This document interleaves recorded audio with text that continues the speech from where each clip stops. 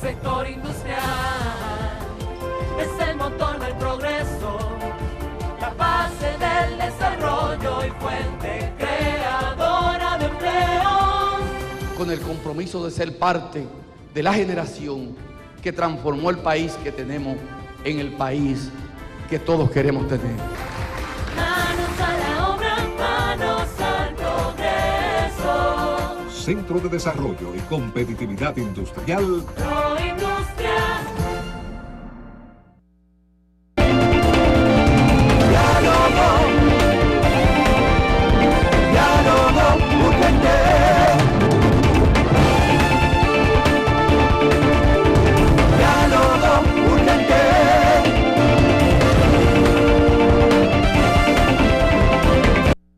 Gracias por seguir en sintonía con nosotros. Estamos muy contentos de saberles frente a sus televisores. Ahora vamos a tener un diálogo urgente con un ícono en la vida política histórica dominicana, el ex vicepresidente de la República, Rafael Alburquerque. Qué bueno que nos acompaña.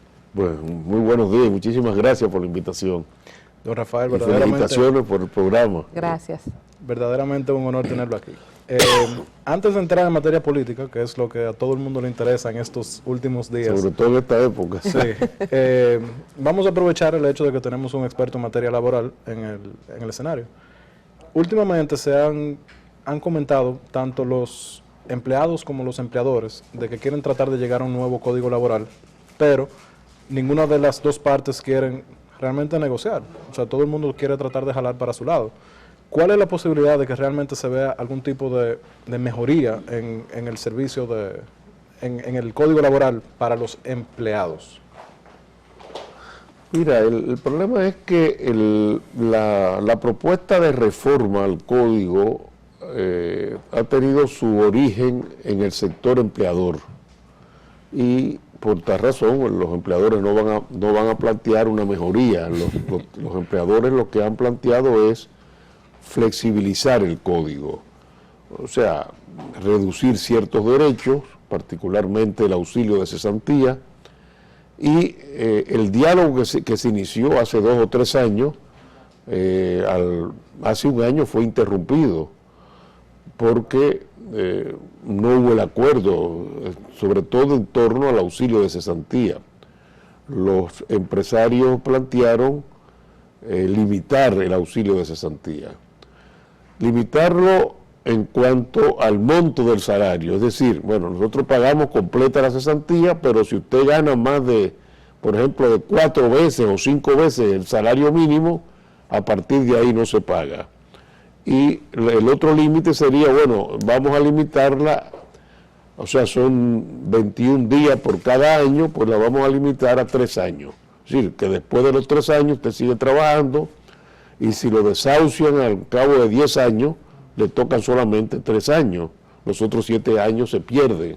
Y naturalmente los trabajadores se opusieron, y ahí vino pues la suspensión del diálogo, pero lo hemos visto ahora en la campaña, tanto en la visita que hizo el candidato del PRM, como el presidente de la República, como ya candidato del PLD, el sector empresarial pidió que se comprometieran con una reforma al código, de manera que yo me imagino que después que se inicie el nuevo periodo presidencial habrá una insistencia en esa reforma y habrá que buscar un punto de equilibrio, vamos a decir, un punto de equilibrio de que, bueno, si tú quieres limitar tienes que conceder otros aspectos, otros derechos que no existen en este momento. Pero siempre va a ser un diálogo muy difícil porque, como oí una vez en una discusión en México, un abogado empresarial decía que en todas partes del mundo los trabajadores quieren ganar más y trabajar menos. Y el abogado de los trabajadores dijo, y en todas partes del mundo los empresarios quieren que el trabajador trabaje más y gane menos. Entonces, bueno. Eso está como nuestra naturaleza, ¿verdad? Como que no fuimos diseñados para trabajar. Sí, no, es que es una antinomia, una contradicción prácticamente difícil de solucionar, son intereses contrapuestos. Entonces, bueno, ahí viene el problema. Doctor, hay un tópico interesante también de tratar con usted en el tema de lo que son estas ayudas sociales, estos programas de solidaridad, todos estos programas que han venido ampliándose cada vez más. Y nosotros, por lo general, vemos cuando un candidato de la oposición está presentando sus propuestas, por lo general hace propuestas diferentes a las que tiene el gobierno de turno. Y hemos visto, por ejemplo, en el caso de Luis Abinader, hablando de ampliar en cobertura y monto algunos de los programas que ustedes como gobierno del PLD han llevado. ¿Cómo le hace sentir esto a usted, que ha tenido también en su haber responsabilidad para alguno de estos proyectos? Mire, yo me siento realmente, cuando yo oigo hablar al candidato de la oposición de que en vez de atacar hay que mejorar, yo me siento realmente muy orgulloso y muy satisfecho, porque modestia aparte, yo fui el padre del programa Solidaridad, fui yo que lo ideé en la transición del 2004, ni siquiera comenzaba el gobierno, ya en septiembre, es más, nosotros le propusimos al presidente electo en ese momento, el compañero Leonel Fernández, de que el mismo 16 de agosto fuéramos a un barrio a entregar las primeras tarjetas de solidaridad. Pero Leonel siempre ha sido un hombre muy prudente y me dijo, óigame, usted lo que me está planteando es una demagogia, me dijo. Digo, no, presidente, es que ese programa está ya listo para comenzar. Y me dice, no, pero la tradición nunca ha sido esa. Los primeros 100 días. O sea, vamos a esperar, bueno, pero en septiembre ya tuvimos en uno de los barrios, en Capotillo, entregando las primeras tarjetas de solidaridad y comenzamos de cero. Y hoy, bueno, cuando yo dejé el gobierno, habían ya 700.000 familias en el programa Solidaridad y hoy hay 900.000 familias. Ahora, clientelismo político, como algunos dicen, al contrario, el programa está montado en otro programa que se llama, que también fue creado por nosotros, el Sistema Único de Beneficiarios, el SUBEN, que es una institución que se encarga de hacer un censo de la pobreza y las tarjetas van destinadas a los pobres del país. Precisamente, doctor, yo le quería preguntar, cuando dice que ideó y fue padre de este proyecto, que bien ha seguido y pretenden seguir futuros gobernantes. Es que está totalmente blindado, eso no lo puede quitar nadie ya. ¿Cuál fue qué le motivó a usted? ¿Por dónde iba? Porque siempre los pobres, y lo dijo el señor, lo hemos tenido con nosotros y los tendremos. ¿Qué hizo que detonara en usted idear este proyecto? Mira, sobre todo la crisis del 2003. 1.500.000 personas de clase media habían ido a la pobreza, se había incrementado la pobreza. Entonces, había que hacer un programa urgente para poder atenuar esos efectos de la pobreza en una masa importante de la población dominicana. Entonces dijimos, bueno, tenemos que buscar algo. Por supuesto, no es una invención, ya estaba Bolsa Familia en Brasil, estaba Oportunidades en México. Dijimos, bueno, tenemos que hacer algo muy parecido, y por eso se llamó primero Comer es Primero. Fue el nombre que se le dio, y en base a Comer es Primero se montó el programa Solidaridad, que implica, no es un regalo, no es una ayuda, es una transferencia económica, porque la familia recibe, pero la familia tiene obligaciones y tiene que firmar un documento, tiene que tener sus hijos en la escuela, tiene que tener los menores inscritos en las unidades de atención primaria para recibir todo lo que tiene que ver con salud. Entonces es una lucha contra la pobreza. Ya posiblemente es difícil que el titular de la tarjeta salga de la pobreza, pero esos niños y niñas que están recibiendo educación, que están recibiendo la salud, sobre todo de la primera infancia, esos niños van a salir de la pobreza. Entonces, es un poco la filosofía del programa, y al principio, y esto lo puedo decir ahora, al principio fue muy difícil porque, precisamente por el clientelismo político, yo recuerdo en ese momento que muchas autoridades y gobernadores nuestros le decían al presidente de la República, pero es que las tarjetas se las están entregando a los PRDistas.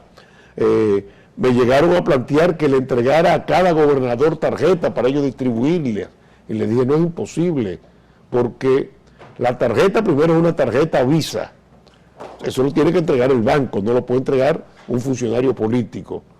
Y luego el gran respaldo que me dio Lionel en una reunión que tuvimos con los gobernadores, en que, bueno, me acusaban de que yo estaba favoreciendo al PRD, y Lionel me dijo, no, siga adelante con el programa, y esa frase nunca se me olvidó, la pobreza no tiene color, me dijo. Entonces entregue la tarjeta, incluso no importa que sean de Hipólito Mejía, me dijo, yo recuerdo esa frase, usted entrega la tarjeta a quien sea pobre. Tiene que estar feliz entonces por el ritmo que ha llevado Danilo. Ese programa tiene el éxito que ha tenido y hoy la oposición no lo puede atacar. El ritmo que lleva entonces el gobierno de Danilo Medina, ampliando algunos planes sociales y sin importar también color de partido. Bueno, ha seguido la misma seguridad social. Cuando nosotros llegamos al gobierno en el 2004, solo el 7% de la población estaba cubierta en la seguridad de ¿cómo se llama? La cobertura de salud por el Instituto Dominicano de Seguros Sociales, 7%. Hoy hay un 64% de la población con seguro de salud. Los mismos pobres no pasaban de 40.000, 50.000 pobres allá en el sur lejano que tenían el régimen subsidiado. Hoy estamos hablando de 3.200.000 pobres que tienen el seguro de SENASA. Vamos a conectar, doctor, con nuestro compañero Víctor Almonte, que tiene una pregunta para usted. Claro que sí, muy buenos días, doctor Alburquerque, gracias por estar con nosotros. En ese mismo tema de los proyectos implementados desde el Gabinete de Políticas Sociales de la Presidencia, en este caso Vicepresidencia, agenda que usted llevaba y que en la actualidad lleva a la vicepresidenta, la doctora Margarita Cedeño de Fernández, veíamos en el día de ayer, y quisiera conocer su opinión, sus consideraciones, un titular del Diario Libre de una investigación que ellos hicieron, donde decían que el 23% del padrón electoral actual son personas que reciben un beneficio por parte de este programa, y hacían algún tipo de análisis de ese clientelismo o de ese compromiso de esas personas, lo cual es representativo. ¿Qué consideraciones tiene usted al respecto de este 23% del padrón que son beneficiarios de este programa? Mira, la pregunta que habría que hacer es, vamos a hacer una investigación, que le pregunten a esos beneficiarios del programa Solidaridad si se les dio la tarjeta de solidaridad, preguntándoles si eran o no eran PLDistas. Nunca se le pregunta. O sea, simplemente usted es pobre, usted califica para el programa.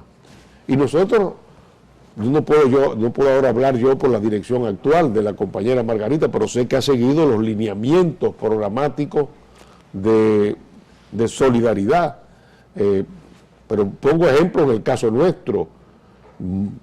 ¿Cuántas veces no tuve yo que decirle, incluso a un miembro del comité político, una vez que me pidió una tarjeta, le dije, bueno, si califica no hay problema, pero si no califica no tendrá derecho a la tarjeta? Y efectivamente no calificó. ¿Por qué? Porque tenía una casa de cemento con techo de concreto y no calificó la persona que él recomendó. Entonces no era recomendación, eran investigaciones. Entonces eso es lo que hay que preguntar. Ahora, esas personas se sienten agradecidas por el gobierno del PLD. Bueno, eso podrá ser otra cosa, pero cuando usted ingresa al programa, nadie le pregunta a qué partido usted pertenece, ni nadie le dice, mire, usted tiene que votar por el programa del PLD. Nosotros hicimos investigaciones hasta con Gallup, y 85, 90% satisfechas del programa, y más de casi un 100% decían, no, a mí nunca me preguntaron si yo era o no era del PLD. Don Rafael, como miembro de la comisión para, digamos que para alinear todos los PLDistas en este proceso electoral, ¿ya está todo el mundo alineado? ¿Ya está el PLD de acuerdo con las boletas como se formularon a nivel nacional? ¿Ya está todo el mundo de acuerdo con la boleta A, B y C? Mira, en su gran mayoría sí, que quedaban pendientes algunos casos que fueron compañeros que sometieron alguna impugnación ante el Tribunal Superior Electoral, pero tengo entendido que ya el Tribunal Superior Electoral falló todos los casos, de manera que ya no hay más problemas en ese sentido. Nosotros tuvimos una comisión de armonización que coordinamos nosotros, designados por el candidato, por el compañero Danilo Medina, que integraba también Lidio Cadé y José Ramón Peralta. Ahí mediamos en algunos conflictos, pero fueron resueltos. De manera que ahora estoy desempleado porque ya la comisión ya terminó su trabajo. Doctor, usted ha tenido la oportunidad, la gracia divina de participar en tantos procesos, de ser un testigo de excepción de tantos momentos históricos a nivel de la política dominicana y de su partido, y en general de la vida pública nacional. Este proceso en particular tiene muchos momentos y muchos tópicos que podemos decir lo que nunca se había visto o lo que nunca se había hecho. En el caso específico de esta unión del PRD y el PLD, que, ¿verdad?, por su historia, no sé si usted la vio venir en algún momento, si se la imaginaba. ¿Qué le parece a usted? Y en esta mesa a todos nuestros invitados le hemos preguntado, a propósito de esta reelección de Danilo Medina, los procesos que se han tenido que vivir, las aspiraciones que se han tenido que aplazar, para no decir castrar. ¿Qué le parece a usted con su experiencia histórica en política? Mira, en la política esas alianzas a veces, bueno, causan aprensión, causan sorpresa, pero uno tiene que acostumbrarse. Y el PLD tuvo el apoyo del Partido Reformista Social Cristiano en el año 96, y bueno, se habló del pacto diabólico en esa época. Bueno, habíamos estado luchando constantemente contra los gobiernos del doctor Joaquín Balaguer y al final llegamos a un acuerdo. Bueno, ahora sucedió lo mismo, teníamos grandes diferencias con el Partido Revolucionario Dominicano, pero yo entiendo que fue tal vez menos inesperado, vamos a utilizar la expresión, porque Juan Bosch formó los dos partidos, veníamos ambas organizaciones de una izquierda democrática, de manera que teníamos un origen común. Tú me vas a decir que no hay peor cuña que la del mismo palo. Bueno, las diferencias por eso fueron muy fuertes con el PRD, pero bueno, esas fueron las circunstancias que se dieron y eso facilitó esa alianza. Yo sé que hubo mucho disgusto y es lógico, el que está en política tiene sus aspiraciones. Usted comenzó en la base del partido, quiere ser luego dirigente medio, quiere ser después del comité central, del comité político, el regidor quiere aspirar a diputado, el diputado quiere aspirar a senador. Bueno, el acuerdo interno del Partido de la Liberación Dominicana promovió la reelección en todos los niveles y naturalmente muchas de esas aspiraciones se frustraron. Pero el propio presidente de la República lo decía, usted no pierde nada en lo que usted ha trabajado, en lo que usted ha sembrado. Si no es hoy, lo va a cosechar más adelante. De manera que, como decía el propio compañero Danilo Medina, bueno, muy bien, no se desesperen, porque si hoy no pudo ser, lo podrá hacer dentro de 4 años. O sea que no, pero bueno, yo entiendo que ha habido compañeros no solamente frustrados, sino que salieron del partido, lo que lamentamos muchísimo. Y en ese mismo tenor, en las internas, tuvimos pérdidas humanas en Barahona y en Santiago, no en unas elecciones generales de que se enfrentó un partido opositor con el calor de la campaña de otros años, sino dentro de miembros del PLD. Esta raíz de división interna, cuando algo crece mucho por lo general, tiene algunas quebradas por algunos lados. ¿Cómo se siente usted de ver esto que no se había visto?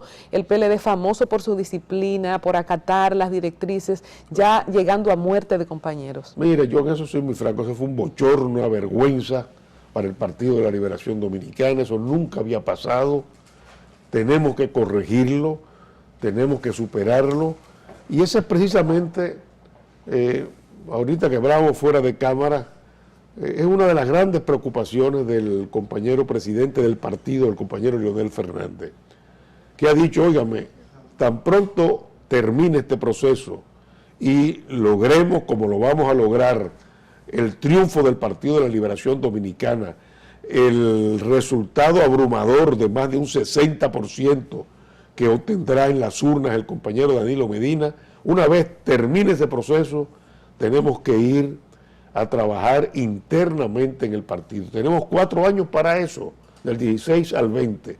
Poner en práctica las resoluciones del Congreso Jorge Botello.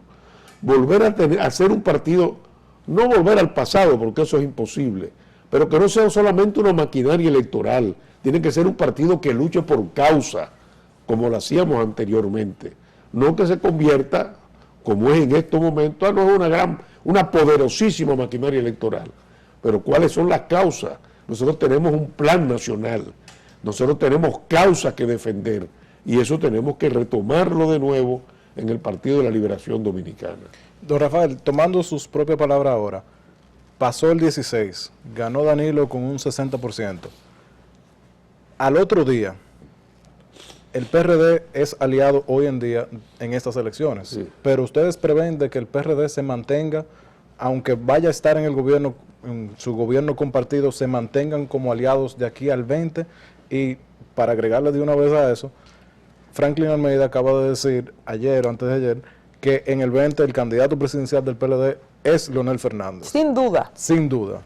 ¿Cuáles son sus comentarios sobre esos dos temas? Bueno, porque mira, ahí hay dos candidatos presidenciales, porque Miguel Vargas no hay quien le diga que no va a ser candidato presidencial en el 20. Bueno, mira, dos comentarios. Lo primero, bueno, el PRD va a tener su propio norte, va a tener su propio camino. Su casilla. Tenemos acuerdos ahora circunstanciales, acuerdos electorales. Ellos han hablado y se firmó un acuerdo también de un gobierno compartido, pues eso muy bien, pero lógicamente ellos no van a estar En campaña dentro del gobierno. siempre aliados al PLD, porque tendrán sus propias aspiraciones para el 2020.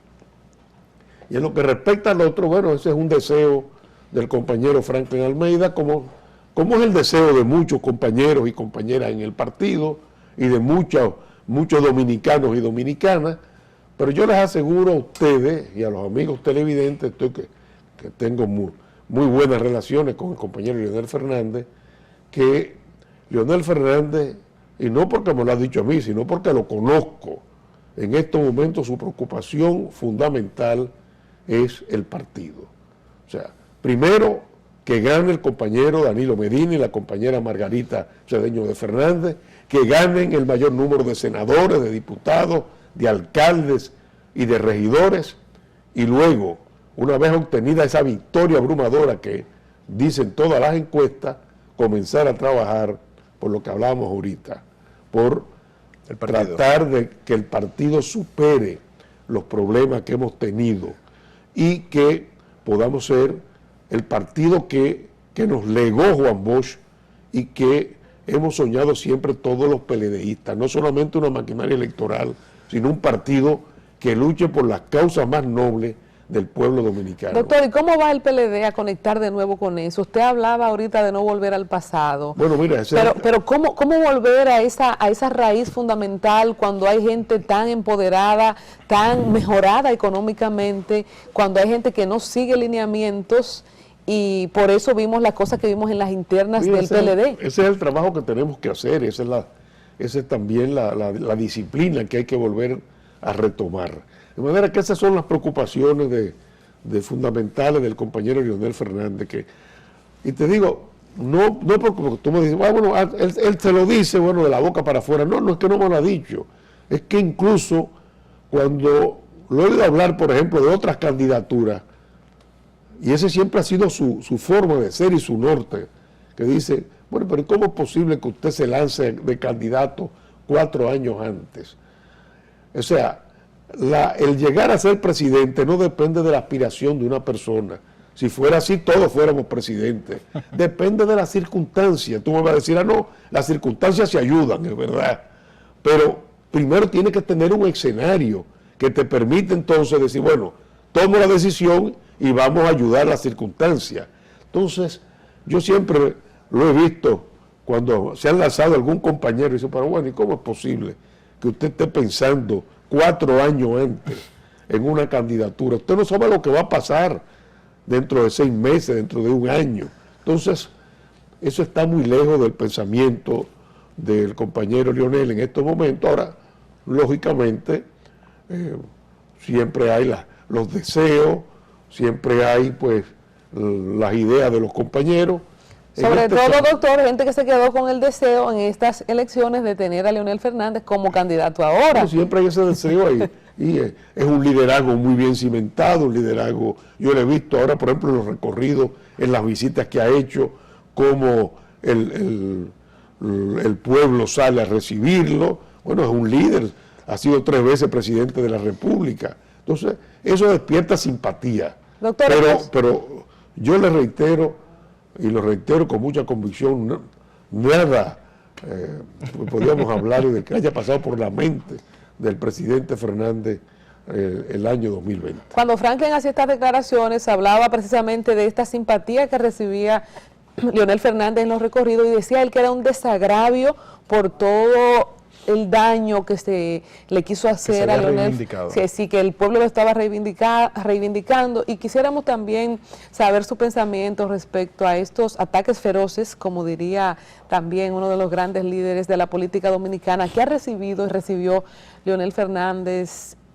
Algunos dicen que de parte de algunos sectores internos también del PLD. ¿Hasta qué punto el futuro político, la imagen política de Leonel Fernández, que salió con una gran simpatía en su momento, se puede mantener afectada, si es que lo está en el tiempo, por estos ataques? Mira, el hecho mismo de esta visita que está realizando el compañero Leonel Fernández, cuando yo veo la demostración del pueblo, pues es evidente de que se le quiso hacer un daño, se le quiso desprestigiar, pero eso no ha tenido ningún tipo de repercusión. Hay una especie, como decía Franklin Almeida, de desagravio en estas manifestaciones populares a favor del compañero Leonel Fernández. Y bueno, algunos sectores de la sociedad civil, la oposición, se equivocó, creyó que Leonel Fernández iba a ser el candidato. ¿De la sociedad civil? ¿No hubo nadie interno del PLD? No, hubo sectores. ¿Del gobierno, no? No, hubo sectores de la sociedad civil, sectores de la oposición, que pensaron, bueno, Leonel es el candidato, no se dieron cuenta que al final iba a ser Danilo Medina, y les pasó como al cuento de Juan Bosch del Visco, que salió huyendo el Visco porque le cayó el toro atrás, y como era Visco, se metió por la ventana que no era y lo cogió el toro que sí era, como decía Juan Bosch. Entonces eso le pasó a la oposición y a ciertos sectores de la sociedad. Y hablando del toro que sí era, en alguna de sus apariciones, Danilo Medina ha jurado que no vuelve. Que ahora sí es verdad que no más.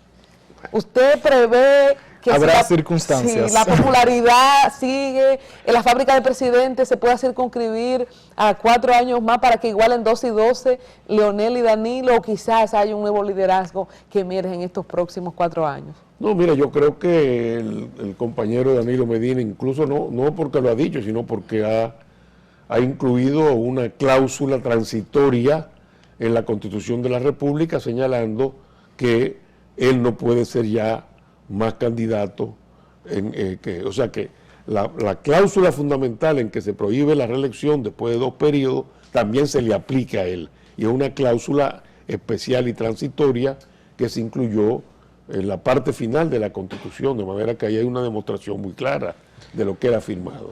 Don Rafael, hay mucha gente que opina que el PLD es machista, que se ha quedado en el tiempo, que sus liderazgos ya los años machista. Machista.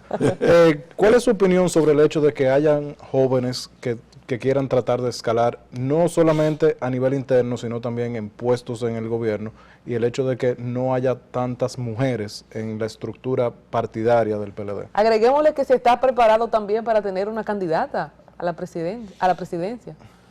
Mira, yo creo que nosotros hemos tenido compañeras muy valiosas, no quiero mencionar ninguna, para que no se quede. Si se me olvida una, bueno, se me queda ningún problema, pero tenemos compañeras valiosas no solamente en el comité político y en el comité central, sino también en las bases del partido. Yo creo que es el deber y la obligación nuestra, que hemos sido fundadores del Partido de la Liberación Dominicana, el comenzar ya no solamente a promover, sino también a colaborar y ayudar para que esos jóvenes, tanto masculinos como femeninos, pues puedan ser los futuros líderes del Partido de la Liberación Dominicana. Ya nosotros, y lo digo con mucha propiedad, ya nosotros tenemos más ayeres que mañana. Entonces, bueno, ya en esta etapa del otoño de nuestra vida tenemos que pensar en un comité político que se vaya renovando y que nuevas caras comiencen a presentarse ante la opinión pública. Y en ese mismo tenor, el puesto que quedó vacío en el comité político tras la muerte de Juan de los Santos, todavía no se ha tocado. No, todavía no, porque se ha estamos en dicho. la campaña electoral, eso será después. Pero ya se han incorporado muchos jóvenes. Tú tienes en el comité político a Abel Martínez, a Julio César Valentín. No son tan jóvenes, doctor, pero... No Sí, son- bueno, estamos- es el estamento más alto del partido. no, pero estamos hablando de jóvenes casi de 40 años. Con una juventud acumulada, como dice nuestra No, juventud acumulada tengo yo, pero son muchachos jóvenes. Una mujer como candidata, Margarita, quizás podría ser. El país está listo. No hay ningún problema. Cualquier compañera del partido que tenga el apoyo popular podrá ser candidata. ¿Usted cree que el país está preparado para Yo creo una que mujer? sí, yo creo que está totalmente preparado. ¿Y el PLD también? Nosotros fuimos uno de los primeros países de América Latina con el voto femenino. Doctor. Desde el año 46 tuvimos voto femenino. Finalmente, de mi parte, ¿qué le parece a usted los ataques que ha tenido la Junta Central Electoral de parte de algunos sectores y también el hecho de el escarceo con el conteo digital? Mira, yo creo que la oposición está desesperada cuando ha visto que no va a llegar ni a un 30%, entonces se quiere agarrar de un clavo ardiendo. Yo creo que las últimas elecciones, los últimos procesos electorales, esta Junta Central Electoral ha demostrado no solamente imparcialidad, sino también organización. Y hemos visto que los resultados se han dado en torno a las 8:30, 9 de la noche. Hemos tenido resultados en el 8, en el 10, en el 12. De manera que no hay por qué temer. Ahora viene el prurito, no, que van a hacer los conteos electrónicos. Eso lo aprobó, todos los partidos lo aprobaron. Y ahora hay el temor del conteo electrónico. Nosotros hemos visto funcionando en la Asociación Dominicana de Profesores, la ADP. Esas máquinas se le prestaron a la ADP. A las 6 se cerraron las urnas en la ADP y a las 7 de la noche ya estaban los resultados. Bueno, va a haber un 15% de colegios electorales que se van a contar manualmente, junto con el conteo electrónico, de manera que apoyemos a la Junta y no vayamos a crear lo que pasaba anteriormente con aquella Junta Central Electoral, que se ponían el palito, vino el granadazo, ¿no? Ya esas son épocas superadas. Don Rafael, en 30 segundos, su vaticinio para este 16. Porcentaje a nivel presidencial y qué tal va a ir el tema congresual. Pues un voto abrumador en favor del Partido de la Liberación Dominicana, por encima del 60%, y que ganamos no en la primera vuelta, en la media vuelta estamos ganando. ¿Y los senadores? Igual, y los diputados. ¿Se van los 32 senadores? Bueno, eso ya es más difícil, pero yo creo que sí, que podemos ganar. Ahora tenemos 31 senadores y están muy bien situados en las encuestas que manejamos, están muy bien situados los mismos que los alcaldes. Y 32 con Amable. Bueno, Amable sería el 32. Bueno, doctor, muchísimas gracias. Ha sido un placer, un privilegio compartir estas informaciones con usted. Mucha salud, mucha suerte y ojalá tenerlo de nuevo por aquí. Y muchísimas gracias. Muchas gracias. Vamos a la pausa, regresamos en breve con la parte final de este diálogo urgente.